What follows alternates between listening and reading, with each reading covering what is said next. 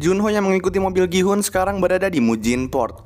Junho melihat sederetan mobil para pemain Squid Game berbaris memasuki kapal, dan dia mengendap-endap masuk ke salah satu kolong mobil barisan belakang.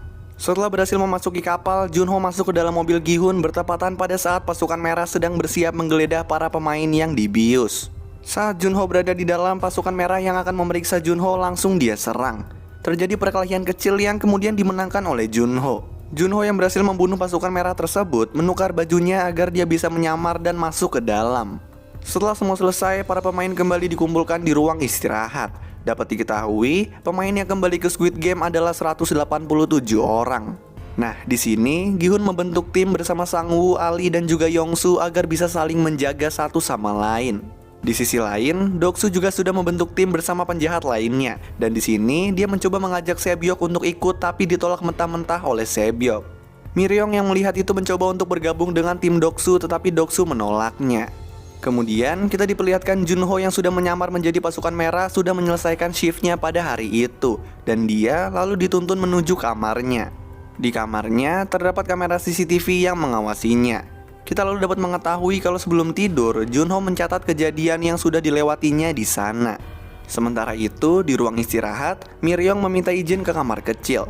Awalnya dia nggak diperbolehkan karena sudah lewat jam malam, tapi akhirnya dia berhasil membuat pasukan merah mengizinkannya. Saat ingin menuju ke kamar kecil, tiba-tiba Sebyok juga ikut. Di kamar kecil, Sebyok tiba-tiba mengedor pintu toilet Miryong dan memberitahu kalau dia berencana menyusup ke saluran udara untuk mengetahui yang terjadi di sekitar mereka. Miryong pun setuju untuk membantu dengan berjaga kalau ada pasukan merah yang masuk. Sebyok mengendap-endap ke saluran udara, dan saat sedang merangkak di saluran udara, tiba-tiba dia melihat ada pasukan merah yang sedang mengaduk sepanci penuh gula. Di saat yang bersamaan, pasukan merah sudah menggedor kamar kecil, sehingga Miryong menyuruh Sebyok untuk kembali. Keesokannya, Sebyok baru memberitahu informasi yang dia lihat kepada Miryong. Sang-woo ternyata memperhatikan mereka dari jauh dan merasa kalau mereka tahu sesuatu.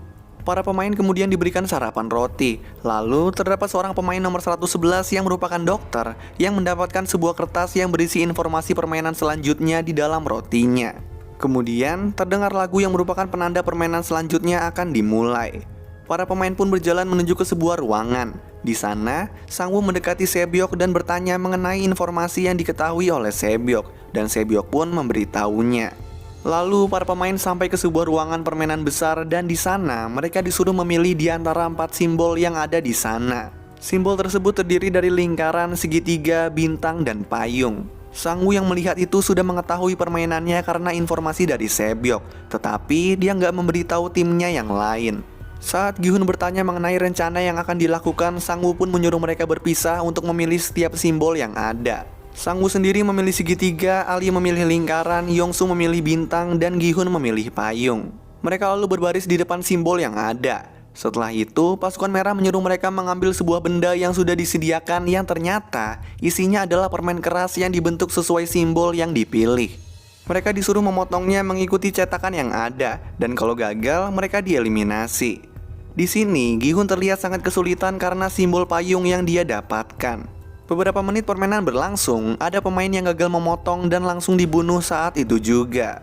Pemain lain pun semakin gugup melihat itu. Sedangkan Miryong tetap santai karena dia menggunakan korek api yang mempermudah memotong permen tersebut. Pemain yang berhasil memotong simbol dapat keluar dari ruangan. Gi-hun yang kesulitan pun mempunyai ide untuk menjilati permennya agar lebih mudah dipotong. Dan idenya itu diikuti oleh pemain-pemain lain yang pada akhirnya berhasil memotong permen dengan sempurna. Sementara itu, Miryong yang menggunakan korek api akhirnya selesai. Dan setelah itu, dia memberikan korek apinya kepada Doksu dengan niat agar Doksu memasukkannya ke timnya. Setelah waktu habis, pemain yang gak berhasil ada yang memberontak. Dia menyerang pasukan merah dan mengambil senjatanya, lalu menyuruhnya untuk membuka topengnya. Pasukan merah tersebut yang merasa terancam pun akhirnya membuka topengnya. Setelah melihat muka si pasukan merah, si pemain bilang, "Padahal kau masih muda, kenapa memilih jalan ini?" Lalu pemain tersebut bunuh diri.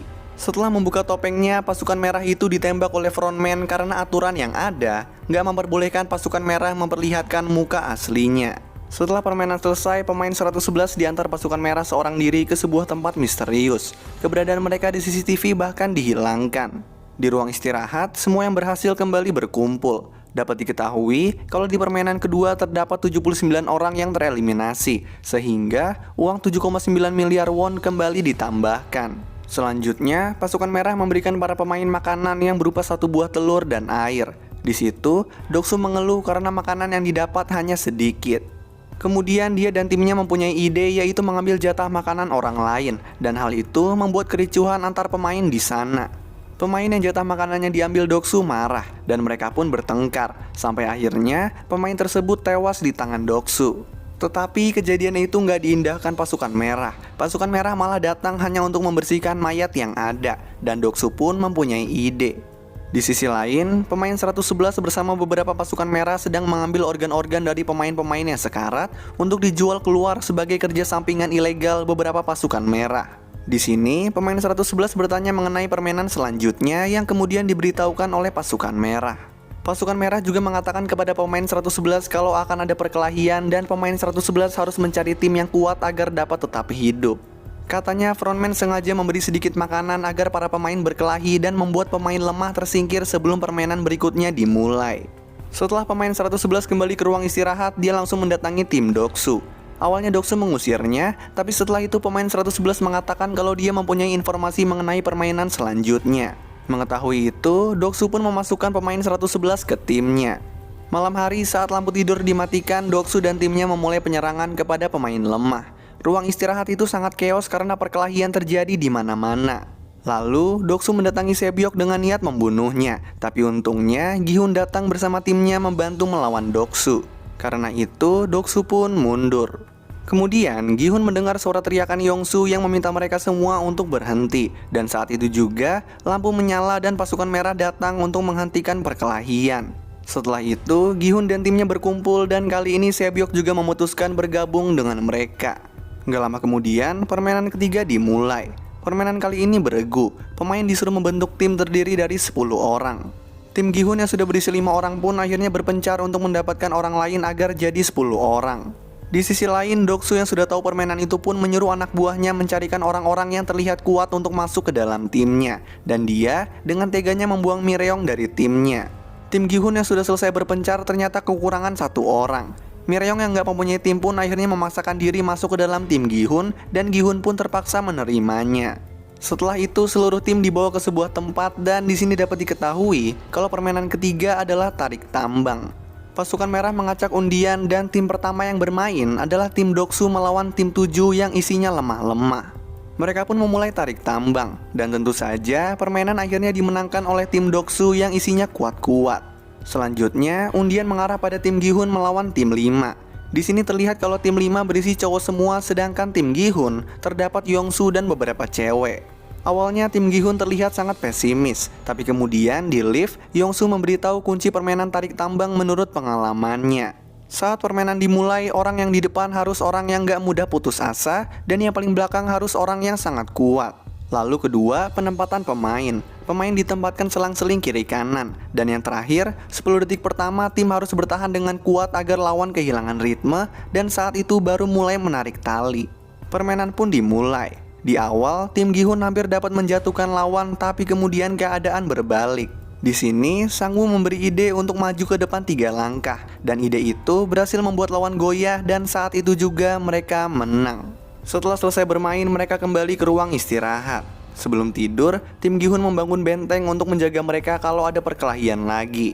Saat sedang beberes, Gi-hun dihampiri oleh Doksu di mana di sini Doksu menakuti Gi-hun. Tapi Gi-hun membalasnya dengan menyuruh Doksu berhati-hati dengan timnya. Menurut Gi-hun, Doksu lah yang paling kuat, sehingga timnya pasti mau menyingkirkannya. Kata-kata Gi-hun itu pun berhasil membuat Doksu mengurungkan niat untuk kembali memulai penyerangan malam itu. Di sisi lain, Junho ditarik oleh pasukan merah nomor 28 untuk melanjutkan proyek yang sudah dilakukan oleh orang yang Junho bunuh di awal, yaitu pasukan merah nomor 29.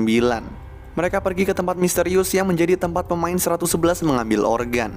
Di sini Junho dan nomor 28 ditugaskan untuk mengantar organ ke pembeli. Proses pengambilan organ sedikit terhambat karena adanya cekcok antar pasukan merah. Setelah selesai, Junho dan nomor 28 lanjut pergi menuju ke pembeli organ. Sedangkan pemain 111 yang masih berada di tempat misterius mulai menanyakan informasi mengenai permainan selanjutnya. Tetapi ternyata pasukan merah belum mengetahui informasi tersebut karena atasannya belum membocorkannya. Pemain 111 tetap mendesak mereka, karena kalau dia nggak mendapat informasi maka dia akan dibunuh oleh Doksu saat kembali. Di sini terdapat perkelahian, sampai akhirnya pemain 111 membunuh salah seorang pasukan merah di sana, lalu dia kabur. Kemudian terjadilah kejar-kejaran yang seru antara pemain 111 dengan pasukan merah, sampai akhirnya ke sebuah ruangan besar. Di sisi lain, Junho yang bersama nomor 28 akhirnya berdebat dan di situ Junho ketahuan. Junho pun menodongkan senjata kepada nomor 28 dan dia menggali informasi mengenai kakaknya. Tapi nomor 28 hanya memberitahu ruangan pemimpin yang terdapat informasi semua pemain. Lalu Junho pun membunuhnya dan pergi menuju ke ruangan yang sudah diberikan. Kemudian pemain 111 yang sudah terpojok hampir berhasil dibunuh oleh pasukan merah. Sampai tiba-tiba frontman datang dan membunuh pasukan merah tersebut. Di sini frontman sudah tahu semua yang terjadi mengenai jual beli organ. Kemudian setelah itu pemain 111 juga dibunuh. Lalu frontman mencari pasukan merah yang membelot lainnya dan dia bertemu dengan jasad nomor 28. Frontman tahu kalau masih ada satu orang yang bersembunyi dan menyuruh pasukan merah lainnya mencarinya. Di sisi lain, Junho yang sudah sampai di ruangan pemimpin pun menemukan ruangan yang dipenuhi dengan data pemain. Nah, ternyata acara permainan Squid Game ini sudah berlangsung bertahun-tahun lamanya. Dia juga menemukan data kakaknya yang bernama Inho yang merupakan pemenang Squid Game di tahun 2015.